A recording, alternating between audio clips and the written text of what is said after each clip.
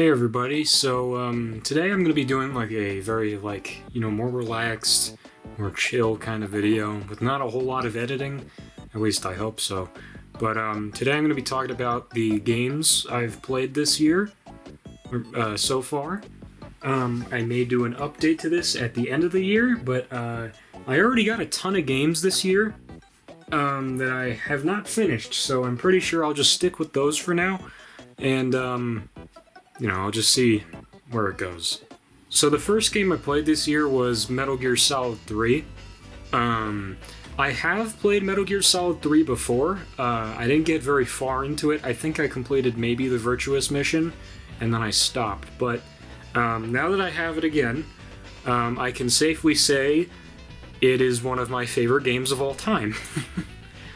Just the characters and the gameplay improvements over 2 is just... it's like no competition. It's easily the best Metal Gear game, right next to Solid 1. But, I mean, that one just gets points for being the original and being super duper memorable. But 3 is also very memorable. I think the villain is very good. I think the camo is a fun and unique mechanic.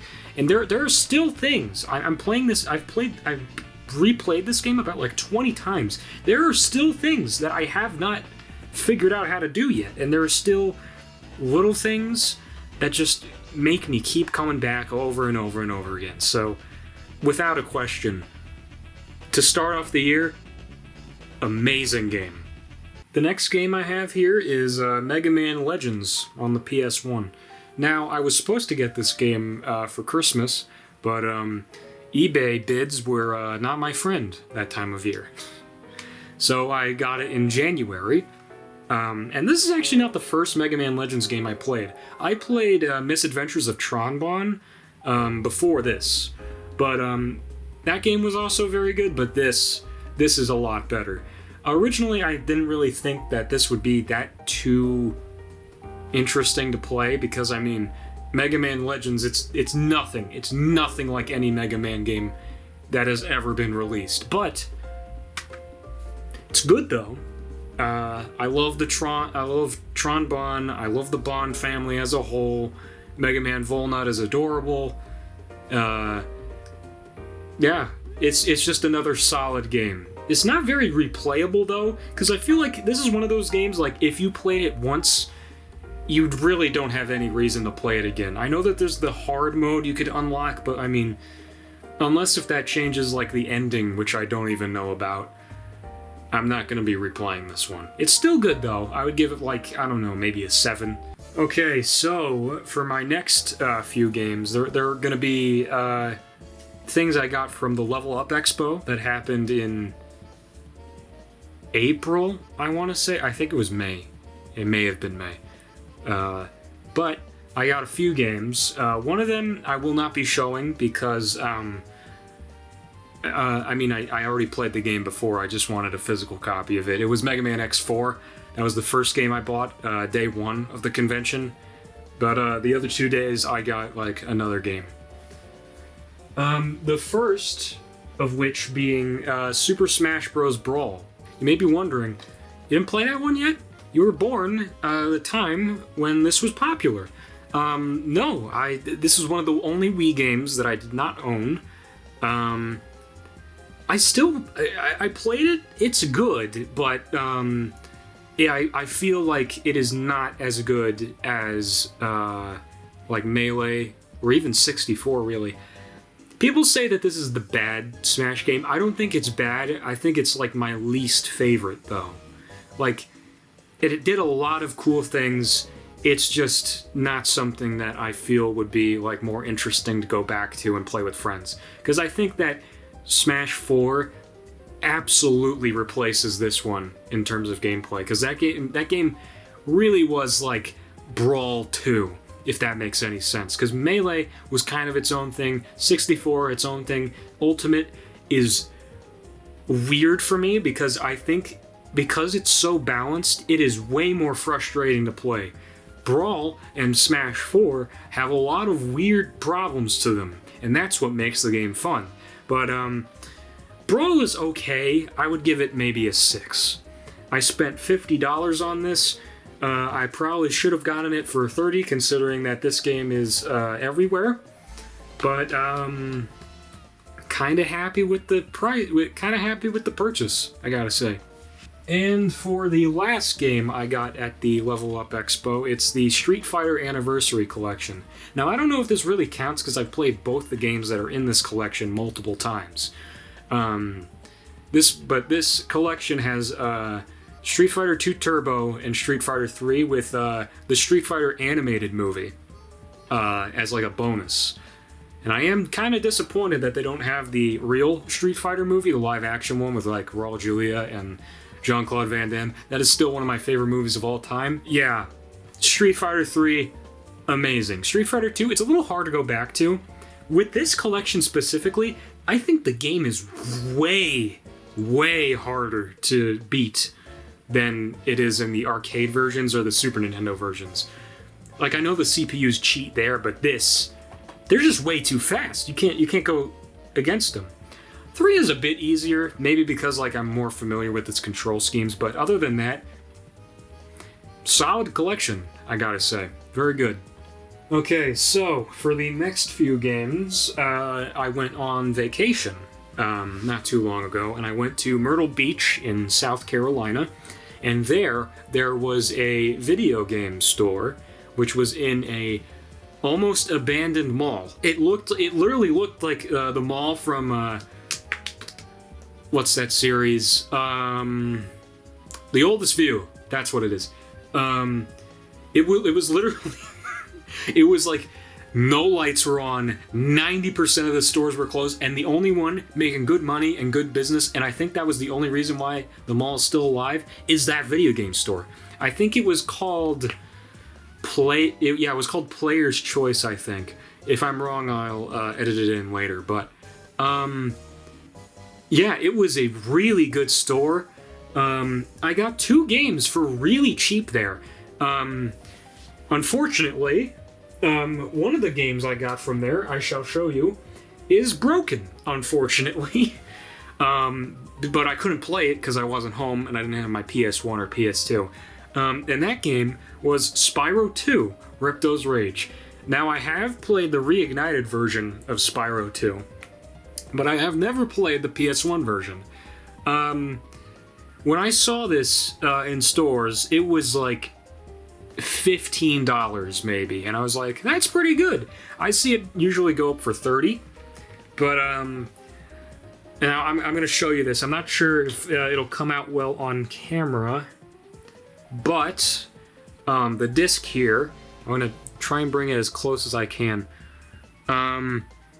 You see, like, the inner rim is really scratched up, and I don't know how this happened, because how does that happen? How do you scratch up the inside of the disc more than the outside, or even the back? The back is flawless, though it's kind of hard to tell because PlayStation 1 discs, they're black, and it's a little bit more difficult to like see smudges or tiny little scratches. Yeah, there's like a little, very little scratch. I kind of have to reflect it in the light there a little bit, but yeah, it really, really sucks that this one's broken, but I mean, it was fun while it lasted. I got to maybe the second world, Autumn Plains or whatever, but Spyro 2 is still one of my favorite platformers on the PS1, with my favorite being Crash 1. Not Crash 1, what am I saying? Crash 1 sucks. Crash 2. Crash 2 is my favorite. Next game, it's really unfortunate because this one was, I got this for like $8, which I'm shocked. Well, I mean, I was originally shocked that it was $8, but then I looked up its price on eBay. It goes for $8, which is weird because I did not expect Final Fantasy X to be that cheap. This is one of my first Final Fantasy games. I have played 7 in the past, kind of foreshadowing for what is the next few games here. But 10 is okay. Now that I went back to 7, this one is good still. I don't think it's as good as 7. I think the characters are a lot less interesting in 10. I don't like Titus. I think he's annoying. Wakka's okay. He's okay. I like his voice, mainly because he's voiced by Bender from Futurama, and I can hear Bender creep in every so often. But 10 is okay. I'm sorry, but I just gotta bring this up real quick. The box. When I bought this, this sticker was like melded to the plastic. It's terrible. And the other thing which annoyed me after I bought it, I should have been looking at this stuff before I bought it, but maybe it was like one of those heat in the moment kind of things. This is not the original box art. This is actually a printed off piece of paper. And the reason why I can tell that it was a printed off piece of paper is because the print quality on the back doesn't look too great. I don't know if it'll come out on camera. I might do a scan of this and put it on the video. But I think it's mostly noticeable here. On the very rim, someone didn't cut their paper right because that white bar should not be there. But I think it cuts off some of the art on the back, but it's like not... I don't care. I don't really care.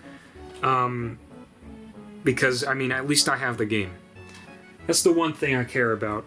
Unless if it's like box art I really like, I don't care for this box art, by the way. Unless if it's box art I really care about, I don't care if the box art is all messed up. I made a whole video on box art, you should go check it out. It's old, but whatever. Alright, so here's stuff I got for my birthday, and you know what, since we started off with Final Fantasy X, how about we go Final Fantasy VII? I have very complex thoughts about 7, but I may do a full-on video about 7, which means I'll have to play the game again, because I've already gotten through like maybe half of it already. I'm about like 13 hours in. I just got Vincent after beating that garbage fire F-tier boss, Lost Number, which is so annoying and it killed me like 1,000 times. But without a single question, Final Fantasy VII is easily one of the greatest games I've ever played. Which sounds like a very newbie answer. I have not played 6. I know people say Final Fantasy VI is better, but the thing is with 6 is that I don't like sprite-based RPGs. I think they're very samey looking, which I know will annoy people, but just for an outsider of RPGs, I don't play a whole lot of RPGs. It just doesn't look too interesting, in my opinion. And a game that doesn't look too interesting doesn't interest me. So yeah, Final Fantasy VII, I have too many things to say about this game. I probably will make a single video on this game. And if I do, it will probably be my longest video ever, because it's not like Mega Man, which is a game that takes like an hour and a half to beat. This game takes like a fortnight and a half to beat. So I love this game. I love it so much. The mechanics, the battle system. I've never seen a game do like turn-based like a turn-based system, but it's timing-based. I've never seen that done before. It's amazing. But I like I said, I will save my future thoughts. I have not beaten the game, unfortunately. Alright, here is a game which kind of disappointed me a little bit. Not because it was bad, but because the way I bought it. Now, it's Bayonetta 2. I bought Bayonetta 2. It's on Amazon. It was on Amazon, and it said that it was new. This is not a new game, because the moment you look inside, this is the version of Bayonetta 2 for Wii U, which includes Bayonetta 1 as like a freebie bonus. You look inside, Bayonetta 1 is not in there. And if you're wondering where Bayonetta 2 is, it's already in my Wii U. I've been playing it recently. But there's no manual either. So luckily, I got half of the money back. But Why? Why would you lie about this being new? They even put it in like shrink wrap and everything. They went far to make some stupid 16-year-old kid realize that, yeah, you got scammed. But, you know, it is what it is. Bayonetta 2, without a question, really good. I've been saying that. I've been saying without a question a lot. But I have never played a beat-em-up. Well, is it considered a beat-em-up? A hack and slash that goes as crazy as this. Metal Gear Rising gets close, which is another Platinum Games game like this. But still, both are comparable, but they are absolutely not the same. This one has so many more different kinds of combos that you can pull off, and it's utterly insane with the amount of, like, replayability, the ranking system. It's super duper fun. If you have not gotten your hands on this game, you could buy it on the Switch, or you could buy it on the Wii U. Those are the only two places I think you could buy it, but if you have not gotten it, you need to play this game. It is absolutely phenomenal. And this one, right here, is, surprisingly enough, the only Switch game that I'm probably going to be getting this year, because, in my opinion, I think the Switch is losing a lot of its steam. I think it's run its course. I don't think Nintendo is going as hard with its games like they used to for the Switch, but Paper Mario Thousand Year Door, the remake, is as good as it is. For the longest time, I've wanted a standard Paper Mario, like a new standard Paper Mario, and this kind of scratches that itch, even though it's an old game just remade. But yeah, it's Paper Mario Thousand Year Door. It is still one of the best Mario games ever. People like to debate on the internet which is better, Super Paper Mario or Paper Mario Thousand Year Door. If you know me, you know that I like Super Paper Mario. This is still a good game. I just think Super Paper Mario kind of surpasses it in terms of story and its like unique art style. Because Super Paper Mario has its like own like weird like digital kind of art style. This one is more like, let's get really weird with Mario, the game. But yeah, it is a good game. I highly recommend it. It is still in stores, unlike all of these, unless if you live in like a foreign country that still sells Wii U games. Yeah, Paper Mario Thousand Year Door. I'm shocked I didn't break my camera. Alright, next game. This is a weird one. How many of you have heard of the Capcom 5 for the GameCube? For those of you who do not know, the Capcom 5 was an exclusivity deal, supposedly, I think, with Nintendo on the GameCube, because they didn't really have a ton of third-party support. Capcom wanted to give as much as they could. So you may recognize a few of the games that were released on the Capcom 5 line. One of them being Resident Evil 4, which I have played. I have not beaten yet. It is good. There's Beautiful Joe, and there was Killer 7, I think. Was it Killer? It was Killer 7. It was made by the same guy who made No More Heroes, I think, which is another great game. And there was another game that was supposed to be in the Capcom 5, but it was canceled. The one game that I did get from the Capcom 5 this year was Product Number 3, which, out of all the Capcom 5 games, is the only one that actually stayed an exclusive. Which is weird, because I feel this game could have worked so much better on the PS2. This game has... This is a really weird game to explain, because I don't think it's finished. You play as this, like, cyborg lady or whatever, and you go into, like, different facilities and destroy robots. There is a story. I did not bother to really go in depth with it. But for what is here, it is very promising. it is just the most like nothing game. It's a very arcadey game. It's like it's heavily based around like points and lives and see how far you can go, but it's not that good. Kind of disappointing.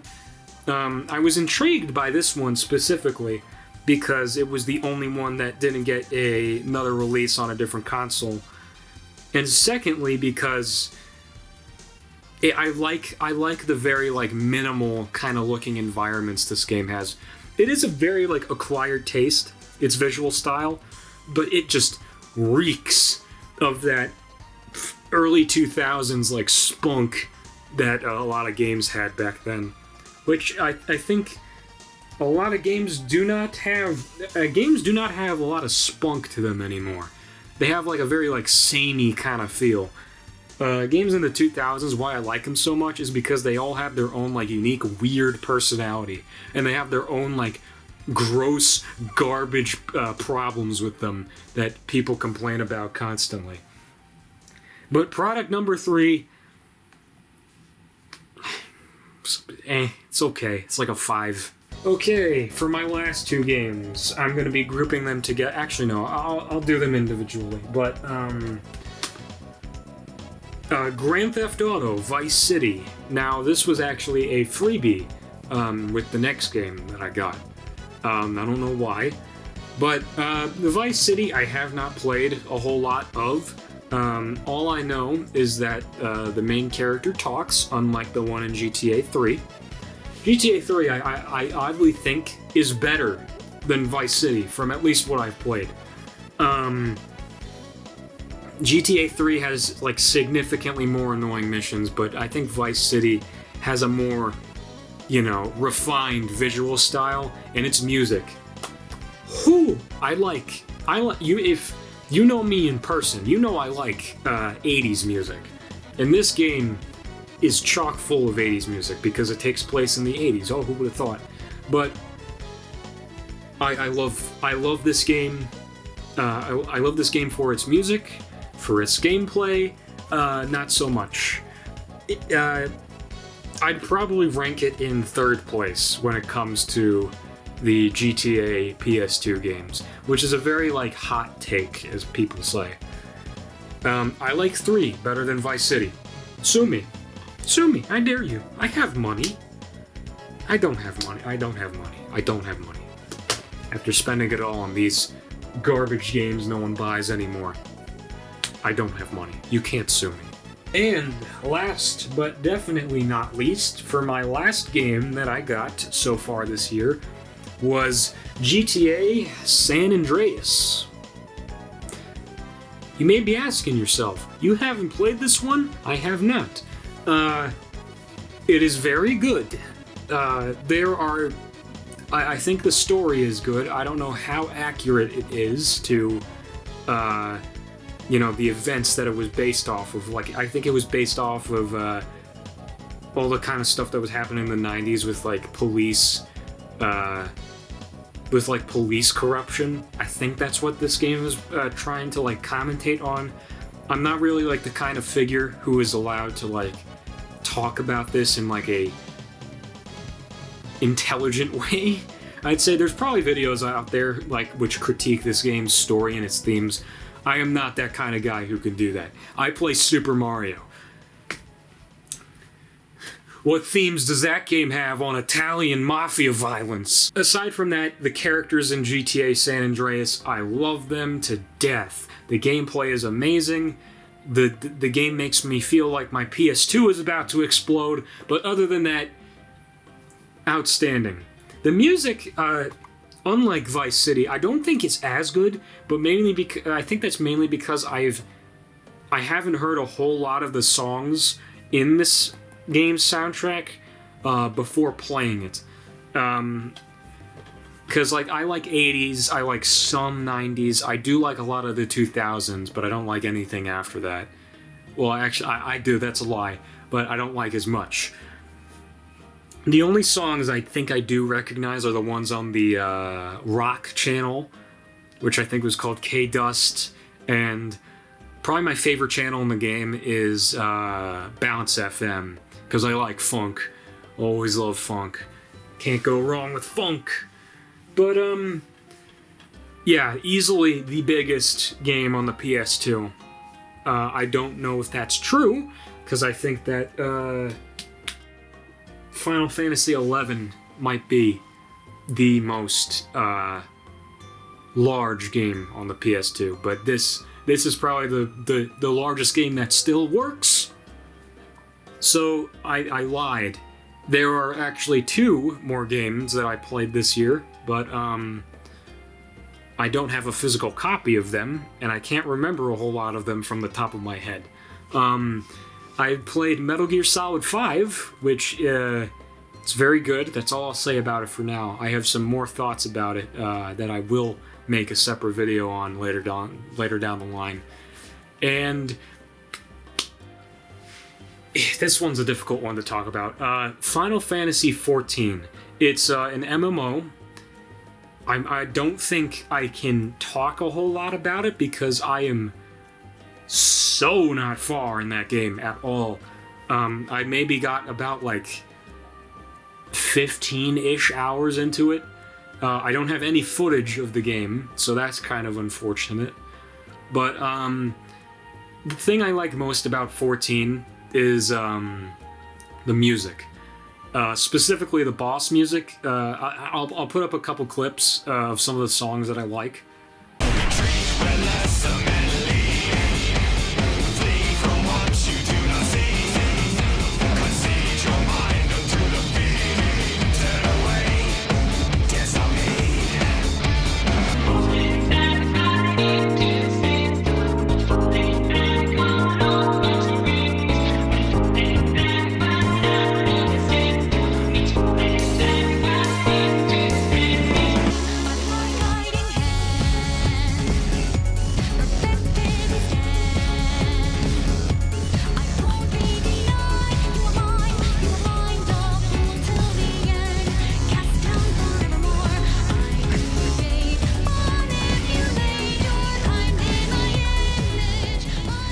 I know that like a new DLC came out like maybe a month ago, 2 months ago. I don't remember. It's Dawn Trail or whatever. I'm still playing the free version, by the way. I'm not gonna buy the DLC just yet. I haven't played it in a whole while. I think like 3 weeks ago is the last time I played it. But the new DLC, I haven't seen a whole lot of it. I have seen the weird new boss fight with what's her face, Honey Bee Lovely. Which, I mean, I saw it, and it took me a while for my eyes to realize what they were looking at. It's weird. It's like a Hatsune Miku kind of bee character. It's weird. Very weird game. Final Fantasy XIV, it's very, very anime-ish. Which, I know 7 and 10 are very anime-ish, but 14 heavily leans into elf garbage. You know, that's just the way things do in Japan. That's what they like. I'm not pushing them to do something different. Anyways, those were all the games that I played this year so far. Very happy with what I got. Like I said, I will do videos on a few of these. Not sure how long away they will be, considering I'm working on 2 big videos, one of them being a full-on animation project, which you stay tuned for that, because I am legitimately amazed at how well it's turning out. And that's coming from me, who has probably the worst self-esteem of any YouTuber ever. I think I am terrible. I think I am nothing compared to a lot of people. But, you know, I know that's not true. I know I'm something, but sometimes I question myself. That's all. Sorry to get a little downtrodden on you. You're probably like listening to this right now as you're working on like food or like scrolling on Twitter or like drawing something. But, you know, It's just something to think about. But yeah, thank you for watching. I don't know if I'll make this a full-on Super Syrupy Waffles episode. Probably might be. But until next time, I'll see you. Bye.